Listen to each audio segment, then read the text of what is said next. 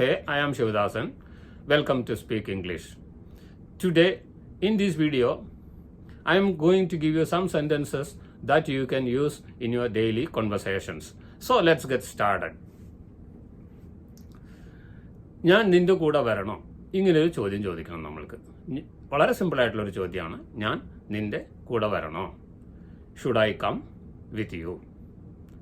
Should I go with him? ഞാൻ അവൻ്റെ കൂടെ പോകണോ? Should I speak to him? ഞാൻ അവനോട് സംസാരിക്കണോ? Should I write this? ഞാനിത് എഴുതണോ? ഈ രീതിയിലാണ് ഒരു കാര്യം ചെയ്യണോ എന്ന് ചോദിക്കുമ്പോൾ നമ്മൾ ക്വസ്റ്റ്യൻ ഉണ്ടാക്കി ചോദിക്കേണ്ടത്. Should I come with you? ഞാൻ നിൻ്റെ കൂടെ വരണോ? ഇനി ഞാൻ നിൻ്റെ കൂടെ വരട്ടെ എന്നുള്ള permission, asking for permission or approval. ഇതിന് ചോദിക്കേണ്ടത് shall I come with you? Shall I come with you? എവിടേക്കെങ്കിലും കറങ്ങാൻ പോകാവോ? ദൂരത്തേക്ക് മ്യൂസിയം കാണാൻ പോകാവോ? എവിടേക്കെങ്കിലും പോകാവോ? അപ്പം നമുക്ക് അവരുടെ കൂടെ പോകണം. അപ്പോൾ അവരുടെ പെർമിഷൻ അപ്രൂവലൊക്കെ ആവശ്യമില്ലേ? അപ്പോൾ ചോദിക്കേണ്ടത് shall I come with you? Shall I come with you? ഇനി നീ എവിടെയെങ്കിലും ഒരു സ്ഥലം കണ്ടിട്ടുണ്ടോ, പോയിട്ടുണ്ടോ, സന്ദർശിച്ചിട്ടുണ്ടോ എന്നൊക്കെ നമ്മൾ ചോദിക്കാറുണ്ട് സാധാരണ സംഭാഷണങ്ങളിൽ. നീ എന്തെങ്കിലും ഊട്ടിയിൽ പോയിട്ടുണ്ടോ? അപ്പോൾ ഇതാണ് നമ്മൾക്ക് ചോദിക്കേണ്ടതെങ്കിൽ have you ever been to Ooty? Have you ever been to Ooty? നീ എന്തെങ്കിലും ഊട്ടിയിൽ പോയിട്ടുണ്ടോ? പിന്നെ നമ്മൾ പല സമയങ്ങളിലും മറ്റുള്ളവരെ സഹായിക്കാറൊക്കെ ഉണ്ട്, പല കാര്യങ്ങളിലും സഹായിക്കാറുണ്ട്, മനുഷ്യ സഹജമാണല്ലോ.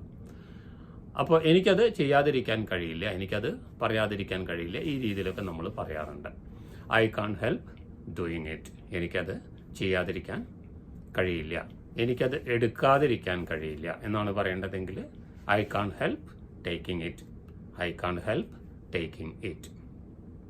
ഞാൻ ഇന്നലെ വരാനിരുന്നതായിരുന്നു, പക്ഷെ അവസാന നിമിഷം ഞാനത് വേണ്ടെന്ന് വെച്ചു. ഞാൻ ഇന്നലെ വരാനിരുന്നതായിരുന്നു, അവസാന നിമിഷം എന്തോ കാരണങ്ങൾ കൊണ്ടത് മാറ്റിവെച്ചു, പെട്ടെന്ന് തീരുമാനം മാറ്റി. അപ്പോൾ അതെങ്ങനെ നമ്മൾ പറയാം? I was suppose to come yesterday.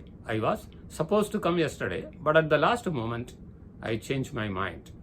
I was suppose to come yesterday but at the last moment I change my mind. ഞാൻ ഇന്നലെ വരാനിരുന്നതായിരുന്നു, പക്ഷെ അവസാന നിമിഷം ഞാനത് വേണ്ടെന്ന് വെച്ചു. ഞങ്ങൾ ഇല്ലാതിരുന്ന സമയത്ത് നീ അവിടെ വരാൻ പാടില്ലായിരുന്നു. ഞങ്ങളവിടെ ഉണ്ടായിരുന്നില്ല, ആ സമയത്ത് അവൻ വന്നു, അതാണ്. അപ്പോൾ ഇല്ലാതിരുന്ന സമയത്ത് ഞങ്ങളില്ലാതിരുന്നപ്പോൾ നീ അവിടെ വരാൻ പാടില്ലായിരുന്നു. ഈ ഒരു സെൻറ്റൻസിന് നമ്മൾക്ക് ഇംഗ്ലീഷിലേക്ക് ട്രാൻസ്ലേറ്റ് ചെയ്യണം. When we were not there. When we were not there, ഞങ്ങൾ അവിടെ ഇല്ലാതിരുന്നപ്പോൾ.